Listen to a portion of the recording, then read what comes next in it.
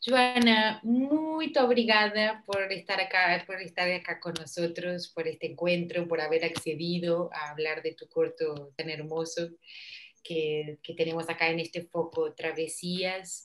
Voy a empezar así muy rápidamente por agradecer a la Embajada de Portugal, al Camões y a la Fundación Gulbenkian, que son las instituciones que año tras año nos permiten hacer acá la Semana de Cine Portugués, no solo en Argentina, como en varias ciudades de América Latina. Y bueno, y nos permiten también estar acá y hacer esta edición en este contexto, ¿no? Después, bueno, María Ángela, que es una compañeraza de trabajo, que la invitamos desde Vivem para poder hacer la curaduría juntos de este foco Travesías, que fue una respuesta a un desafío del agregado cultural de la Embajada de Portugal acá en Buenos Aires, João Riverete, a quien Ujú. agradecemos, porque nos pidió que marquemos a través de alguna idea la efeméride de los 500 años de la circunnavegación de Magallanes. Y bueno, nos sedujo la idea de trabajar sobre la travesía, sobre el recorrido, sobre el viaje que presupone una transformación. Y ahí fuimos pensando y llegamos al formato del cortometraje y en general, ¿no? Como un terreno de trabajo que nos parece sumamente interesante para explorar. Y después a Terra Trem en particular, una productora que admiramos, con la que colaboramos casi desde la primera edición de la Semana de Cine Portugués acá, que tiene una política interna y digamos, comunitaria de trabajo con la que nos identificamos mucho, que ha contribuido en mucho bueno, para el desarrollo creativo y artístico del cine de autor en Portugal. Y bueno, y tu corto se nos apareció así como suena medio cursi, pero como una luz. Y porque, bueno, yo conocí tu corto anterior, las figuras grabadas en el cuchillo, bueno, tiene Fue un nombre bueno, largo, sí. bueno, pero es un corto que, bueno, del que me acuerdo mucho, en el que vos despegabas de una manera así muy poética, si querés, las imágenes de su realidad como para cuestionar esa misma realidad. Es una película sobre la memoria o la censura de la memoria en realidad, sobre de la época colonial. Y acá en el campo de aviación un poco me transportó, nos transportó para ese universo. Primero un paréntesis también, y ya paro y te paso la pelota, pero es una película para sala. Yo, bueno, todas las películas son para sala, ¿no? Pero es a veces en este contexto en el que vivimos, hay películas que nos tienen como más ansiosos en la computadora, como más que nos queda la sensación de cuánto nos estamos perdiendo, porque esa fuerza visual, esas imágenes iniciales de la isla de fuego, Mm. ese sonido, como vos vas arquitectando un poco la poética propia del corto con el sonido, que nos parece sonido ruido blanco, pero que finalmente en los créditos vemos como una de las fuentes la NASA. Bueno, pero esta combinación es un discurso tan agudo, tan profundo sobre una reflexión sobre las deslocaciones, sobre la pertenencia o la no pertenencia, que bueno, queremos escucharte hablar de tu travesía por detrás de este corto, ¿no? Un poco los textos del final nos dan una especie de síntesis o nos abren un poco el panorama, pero tenemos mucha ganas de escuchar cuál es tu travesía por detrás de este corto. Bueno, muchas gracias María João y María Ángela y Cristian por esta conversa. Y gracias a Vaivén por la invitación y gracias João también por esta introducción tan cariñosa de mi película. Entonces, si no me entiendes, me dices, o si hay palabras que no hacen sentido porque es más portuñol que castellano, pero me voy a intentar.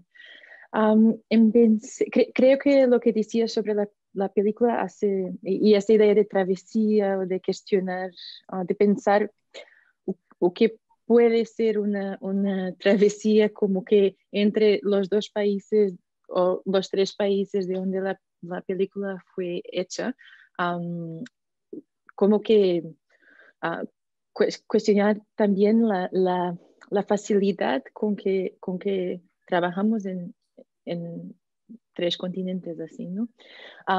Entonces, yo empecé a hacer esa película porque ainda trabajo en el Sensory Ethnography Lab, el laboratorio de etnografía sensorial de la Universidad de Harvard, que es un lugar que como que hace películas que están entre un proceso etnográfico y un proceso cinematográfico, pero como que son películas al fin, entonces no tienen como que fronteras disciplinares.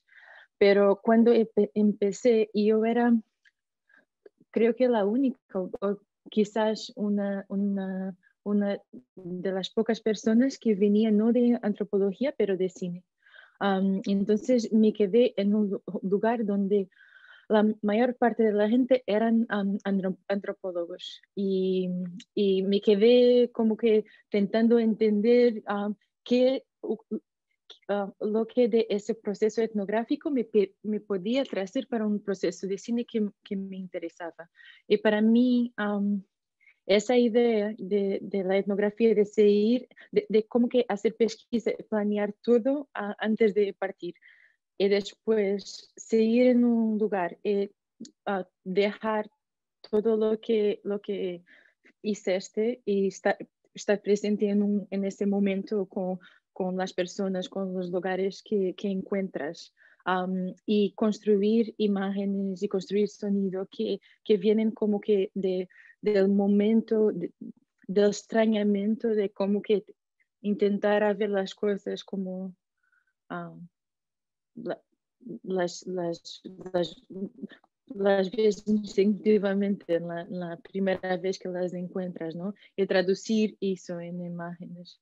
Eso era lo que me interesaba muchísimo de un proceso etnográfico. Entonces, para mí eso fue muy rico, muy generativo, porque no tenía, como no era antropóloga, no me interesaba nada si lo que hacía era etnografía o no, pero me interesaba muchísimo como que esa libertad de trabajar sola, de como que construir una pesquisa y la abandonar completamente, de tener un plano de lo que iba a filmar, pero después como que lo abandonar y construir todo en el lugar.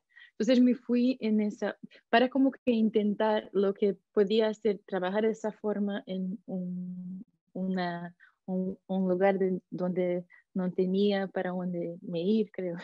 Me fui en ese volcán en la Isla del Fuego que me interesaba muchísimo y me quedé 3 semanas allá. Es como la tierra, el lugar donde estaba se llama San das Caldeiras, es muy longe del resto de la isla. Y bueno, después de 3 semanas, claro que me conocí mucha gente, me quedé en la casa de unas mujeres y, y hablé con mucha gente, pero lo que me continuaba a impresionar todos los días era lo facto de que estábamos como que en el centro de un círculo completamente, ¿no? Todos los días donde mirases, solo que lo vías era esa pared del volcán. Y también esa idea de que la gente como que se entierra en la lava, ¿no?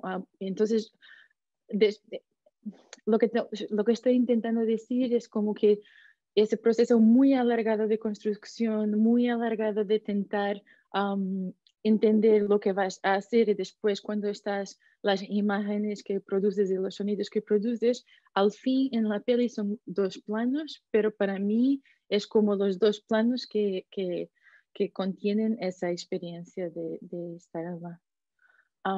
Lo que se pasó es que después me fui en Brasil porque hice la dirección de fotografía de una película de Ardila Queiroz que se llama Era una vez en Brasilia. Y cuando estaba en Brasilia, que me venía de Cabo Verde, me venía con todas esas imágenes, estaban muy presentes en un lugar que es completamente lo opuesto, ¿no?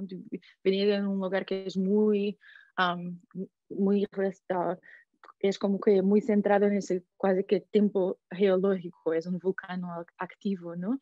Y me fui a otro lugar que es como el tiempo de la arquitectura moderna, una ciudad que se fue construir, que tiene una geología completamente diferente, porque se fue construida una ciudad modernista, una utopía distópica modernista en los años 60, en un lugar donde no había nada.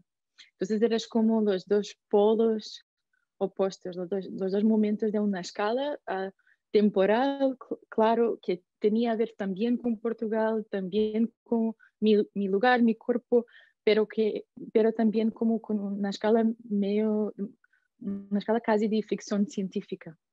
Y había dos fantasmas que estaban muy presentes para mí, que tenía filmado en el volcán, y, y lo que encontraba ahora en la ciudad, que era una frase de Tristes Tópicos de Levi Strauss, que es cualquier cosa como yo me encontré allá viajante, yo creo que la escribí para poder decir. Yo me encontré, bueno, un campo de aviación en un suburbio desconocido, avenidas alineadas como que, y allá me encuentro a viajante del tiempo, arqueólogo en el espacio, intentando reconstruir lo exoticismo a partir de restos, de trazos y de residuos. Entonces estaba pensando intentando encontrar mi lugar, mi proceso y pensando mucho en eso y también en los textos de Clarice Lispector que encontré sobre Brasilia y que hace parte del fin de la película. Sabía que no quería hacer una película que explicase todo eso, quería como que intentar de lo traducir en imágenes, en una emoción o un sentimiento, una atmósfera. Lo que se pasó es que después me fui, yo enseño en los Estados Unidos, me fui allá y no me dejaron salir por un año por causa de un problema con mi visto. Entonces, me quedé después de, me voy en Cabo Verde, me voy en Brasil, me voy aquí, mi trabajo es como que un poco por todo lado. Durante un año no me salió de Estados Unidos, que nunca, desde donde trabajo hace 12 años, pero no es como nunca mi lugar de trabajo de películas, ¿no? Y reconstruí mucho o casi todo de lo que había filmado en mi estudio con pequeñas maquetas.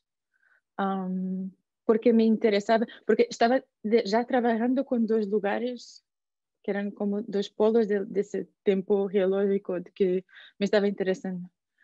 Quería saber cómo que puedo pasar ese extrañamiento sin lo decir, sin usar palabras, sin lo poner en lenguaje. Entonces me interesó, nunca tenía construido una maqueta antes, pero empecé a trabajar con materiales y hice un pequeño mecanismo para la cámara, muy simples, con un skate, con rodillas de skate. Y se puso la cámara y se iba a pasear en esos lugares. Después trabajé con proyecciones, pero a la montaje de la peli se pasó tanto en esa reconstrucción de los lugares y como que en la montaje. Y me termino porque hablé mucho de eso, pero todo eso para decir que lo que hablabas, João, al inicio de la escala del sonido, era muy importante para mí. Esa escala completamente absurda, ¿no? Hay dos tipos de sonido en la peli. Sonidos de la agencia geológica americana, entonces los sonidos que se fueron grabados más longe en el centro de la Tierra y los sonidos de NASA, entonces los sonidos del espacio. Entonces, la escala del sonido ya es eso que no es muy natural para nosotros de entendernos, los sonidos que normalmente no entendíamos sin una ayuda tecnológica, sin una mediación, ¿no? Y entonces esa escala absurda del sonido era también lo que me interesaba en la imagen. Dos lugares muy distintos y después su reconstrucción de memoria en esas maquetas que la cámara se atravesaba. Entonces una escala también absurda porque el volcán es tan grande como, mas también es muy contenido en su proyección dentro de esa maqueta.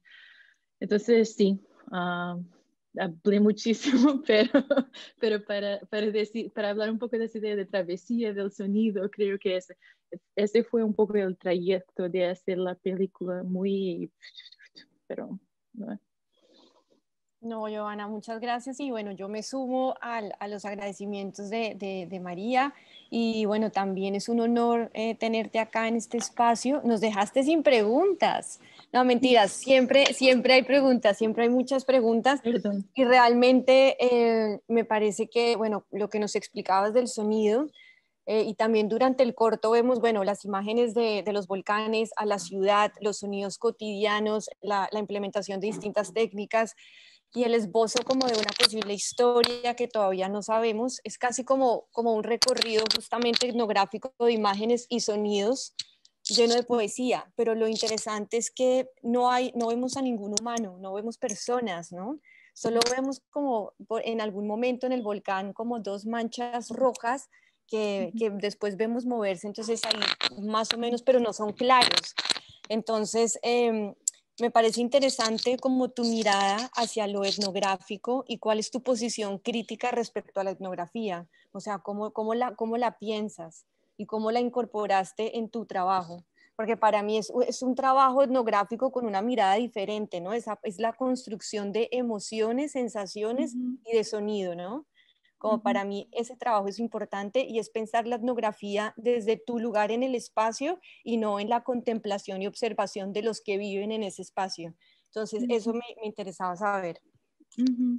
No sé si tengo una muy buena respuesta para ti, María, porque yo creo que hay mucha gente que trabajó muy bien esa cuestión de una crítica de la etnografía, porque claro que la debemos hacer, ¿no? Porque mismo y sobre todo de donde yo trabajo como el Film Center, Sensory Ethnography Lab, venimos de una historia de hombres muy ricos como de Rockefellers que se van en África para hacer películas, que al fin a mí yo los encuentro muy interesantes, pero creo que el proceso lo debemos siempre cuestionar y hacer las preguntas. Pero el problema es que yo nunca me levé la etnografía muy seriamente, ¿sabes? Entonces, nunca me interesó de estudiar muchísimo lo que era. Entonces, creo que mi crítica no es tan interesante como la de mucha gente que ha trabajado mismo de verdad esa idea de una etnografía más alucinatoria, de una etnografía que se va y que se moviliza como un inconsciente político de una forma más interesante. ¿Cómo eras como alguien que venía del cine entre antropólogos?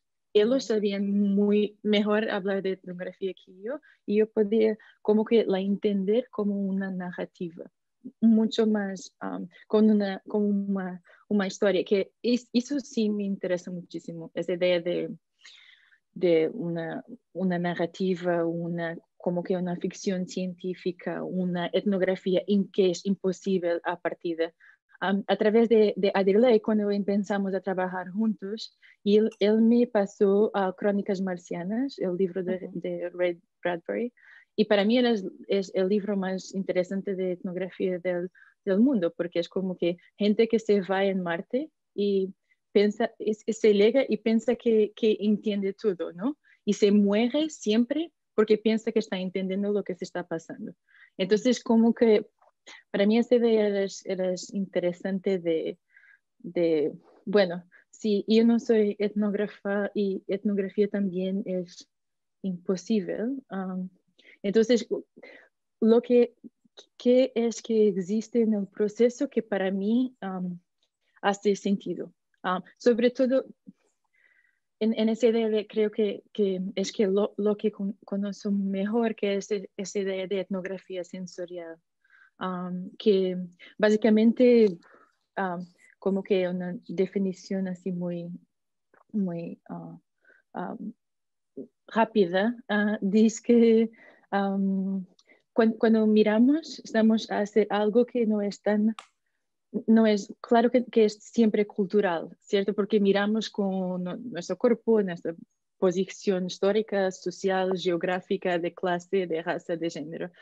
Entonces, claro que es situado, pero no es ainda, esa mirada no es ainda pensamiento, no es ainda un espacio que no es completamente puesto en lenguaje, no es completamente racionalizado a través de la lenguaje.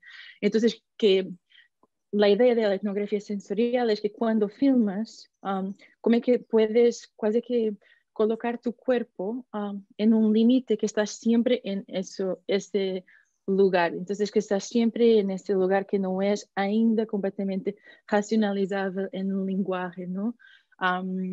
Entonces, que procuras que lo que es más importante es la distancia de tu cuerpo en relación a lo que filmas, forma como creas ese espacio entre cámara y el lugar, cámara y el cuerpo del otro, y como que ese lugar puede crear un extrañamiento importante. Y eso para mí me parecía interesante en la etnografía. Después hay mil cuestiones que creo que en mis películas están también presentes, ¿no? Pero es como que la respuesta no es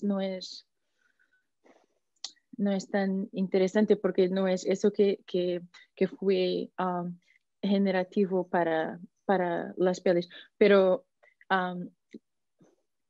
lo que intento decir es que como que filmo mucho en Brasil, ¿no? Y filmo mucho en Tailandia, porque terminé de hacer un largometraje con Adriele Queiroz, que co-dirigimos.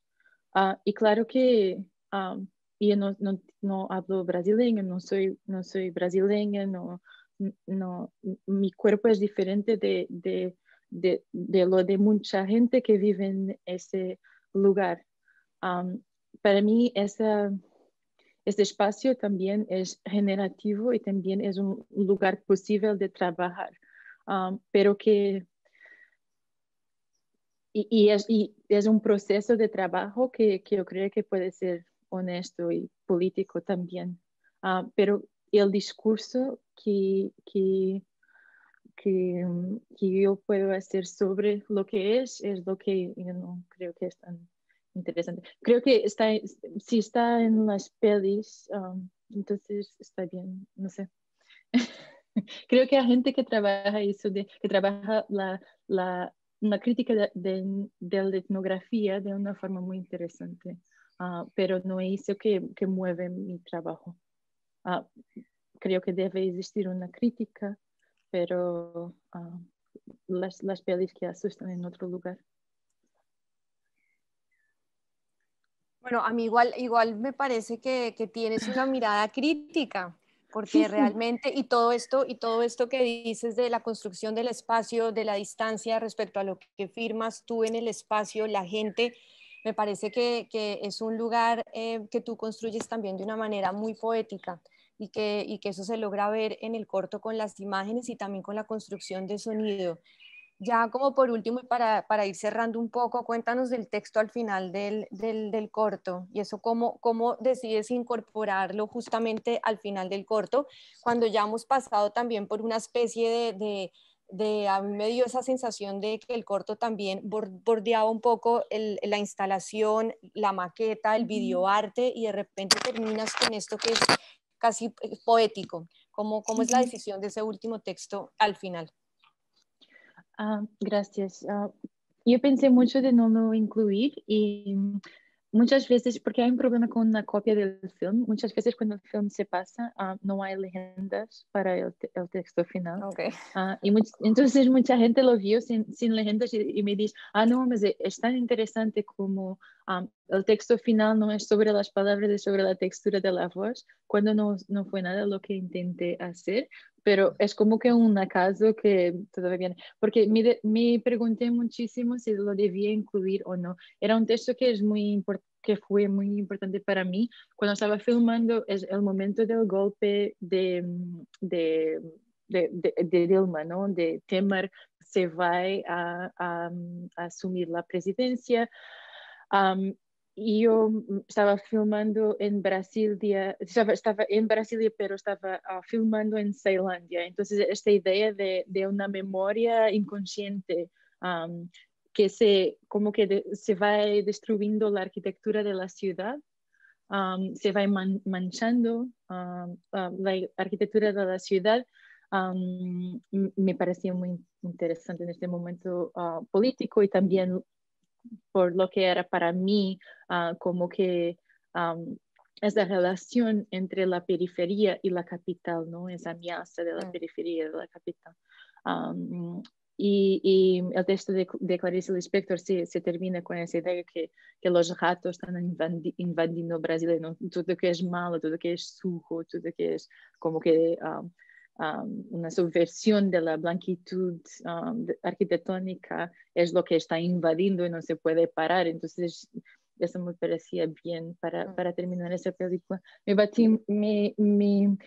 Mi cuestión con el texto, claro que ahora creo que el film no funciona así, pero mi cuestión con el texto era esa idea mismo que hablábamos del lenguaje, ¿no? Porque el film intenta de cómo que crear una narrativa, una atmósfera sin nunca usar palabras y yo me preguntaba si como que poner un texto al final te limitaba o te como que daba un momento de, ahora sé lo que se pasó y no quería eso.